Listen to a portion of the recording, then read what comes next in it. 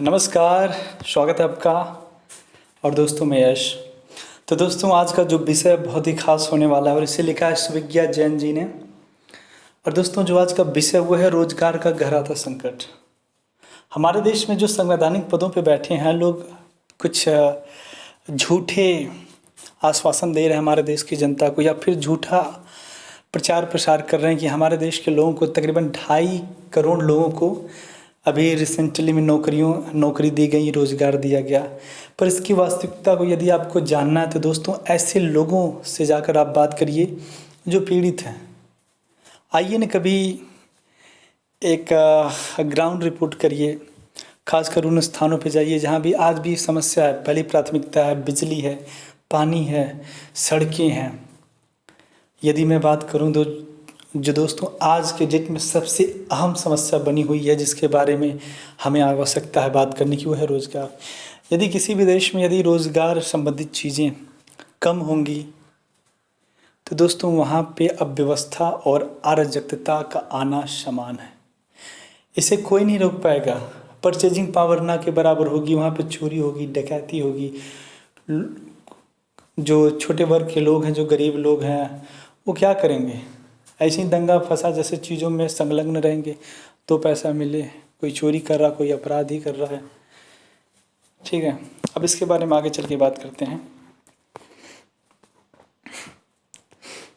Corona से बचने के लिए की गई पूर्णबंदी ने कई तरह की समस्याएं खड़ी कर दी। पिछले 3.5 महीनों के दौरान पहले से धीमा पड़ा अर्थव्यवस्था का चक्का बिल्कुल थम ही गया।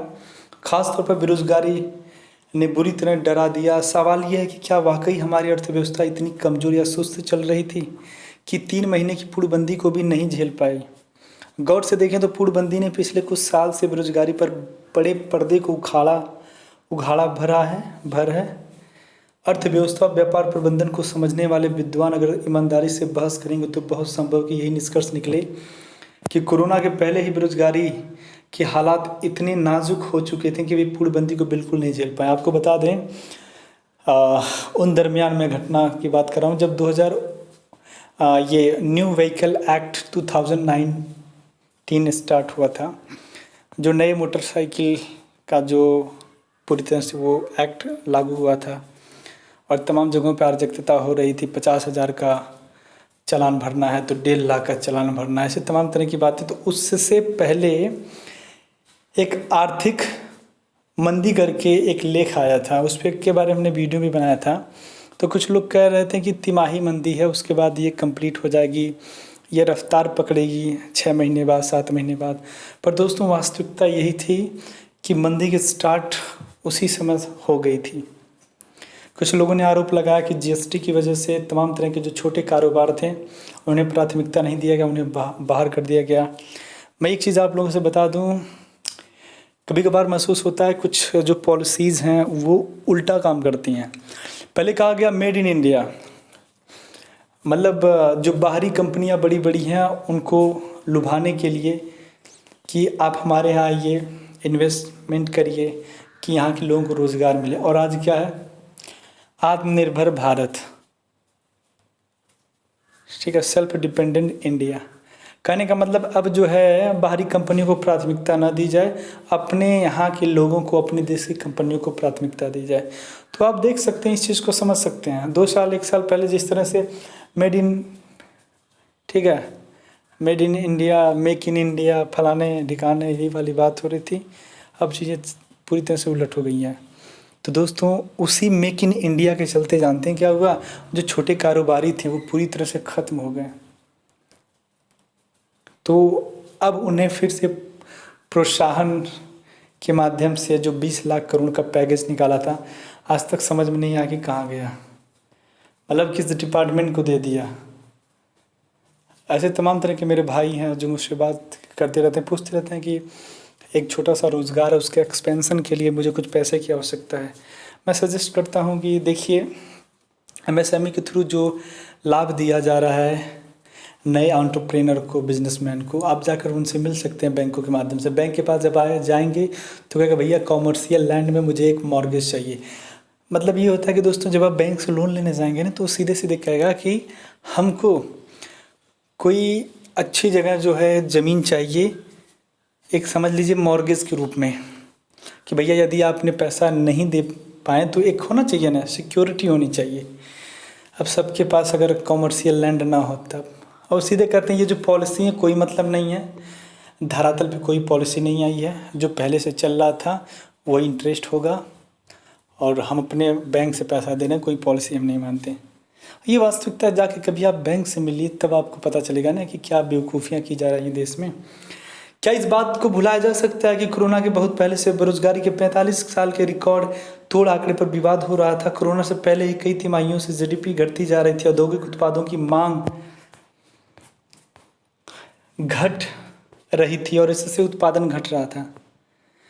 नतीजतन रोजगार तेजी से घट चले थे। यानी यह मानना गलत होगा कि सिर्फ पूर्णबंदी ने ही रोजगार बर्बाद कर दिए।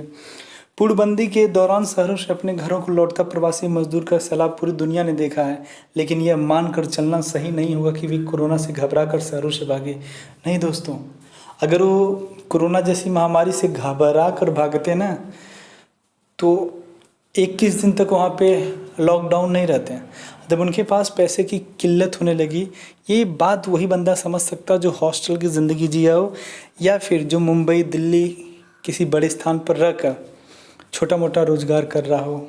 ठीक है, तो उन्हें पता चलता है कि दोस्तों अगर यदि 1 महीने की सैलरी न मिले, बोला जाए कि 2 महीने बाद मिलेगी, तो कितनी सारी चीज़ें समस्याएं बढ़ने लगती हैं, एक चैन प्रभावित होने लगता है।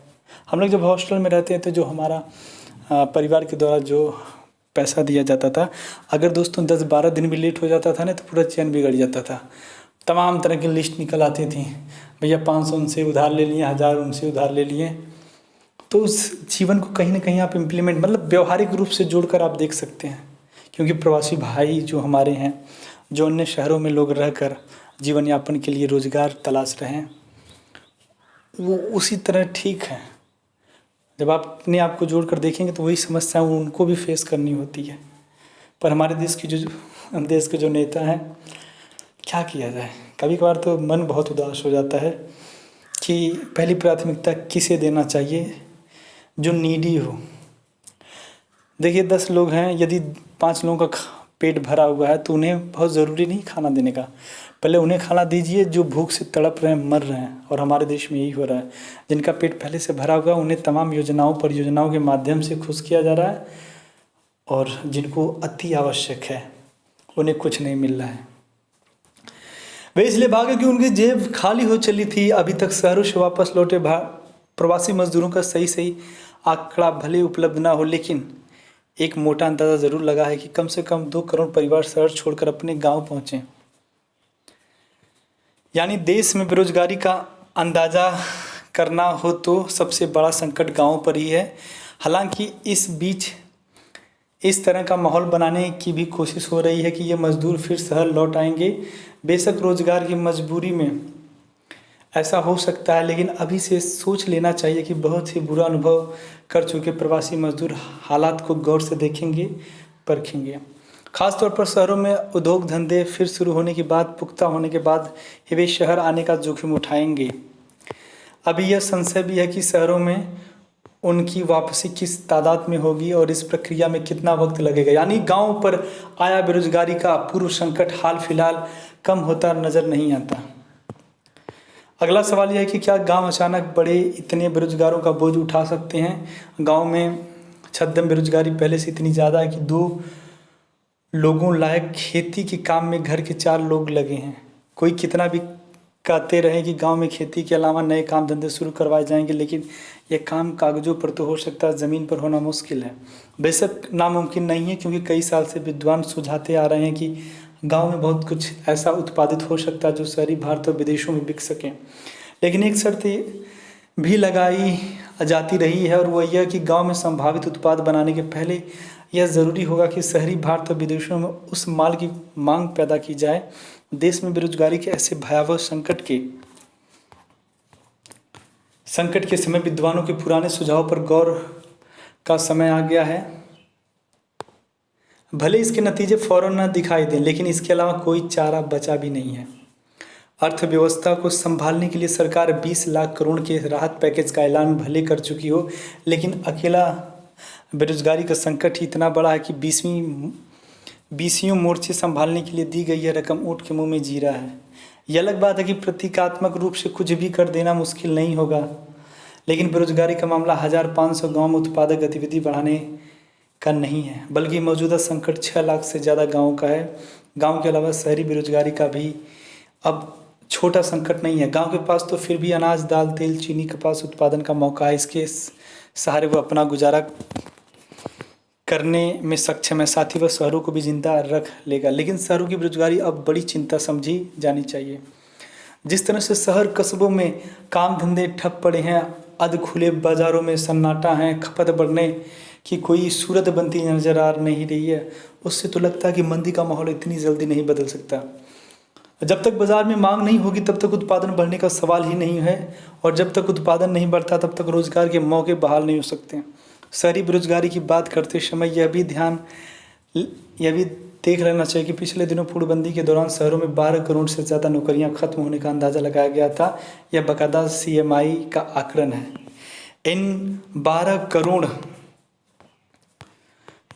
करोड़ लोगों में छोटे मोटे काम धंधे करने वाले लोग, वेतनभोगी कर्मचारी और दिहाड़ी मजदूर शामिल हैं। गौरतलब यह भी है कि इन 12 करोड़ लोगों में 3 करोड़ युवा हैं। आप सोचिए दोस्तों, इतने व्यापक स्तर पर जिस तरह से युवाओं और लोगों के रोजगार छीने जा रहे हैं, और हमारे देश के जो सर्वोच्च पदों पर विद्यमान लोग हैं वो क्या कर रहे हैं।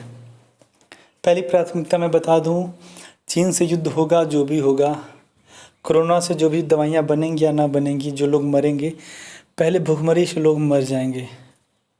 जब दोस्तों किसी के परिवार में पैसे की किल्लत होती है ना, तो आपस में तकरार होने लगता है, और कुछ ऐसे भी लोग हैं जो युवा हैं वो भ्रमित हो जाएंगे, जो उनका जो दिशा है वो गलत कार्यों के लिए बढ़ने लगेगा। जहाँ पर उनकी ऊर्जा को यूटिलाइज़ करना चाहिए हमारे देश के विकास के लिए, वहीं उनका जो ऊर्जा गलत कार्यों में लग जाएगा, जिससे हमारे देश का, समाज का, सबका नुकसान होना तय है।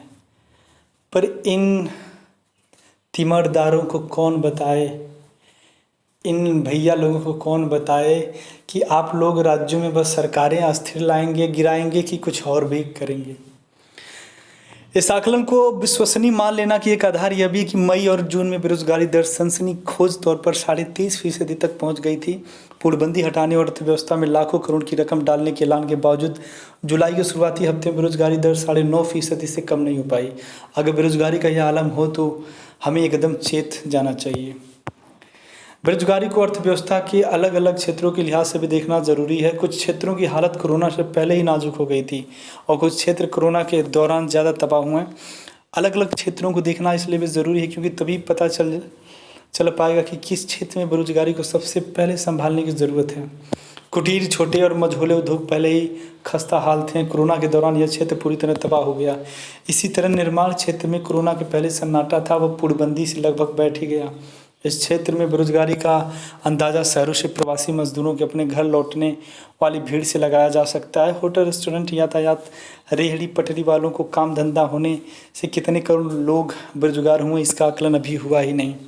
ये सब वे लोग हैं जिनकी माली हैसियत अपने बूते कोई नया काम शुरू करने की बिल्कुल नहीं है। इनकी अनुमानित संख्या इतनी ज़्यादा दिखाई दे रही कि छुटपुट कर्ज बांटकर उनका नया काम बैठाया नहीं जा सकता। जाहिर है उनके रोजगार पुनर्वास के लिए सरकार की तरफ से बड़े पैमाने पर और देशव्यापी योजना की दरकार है।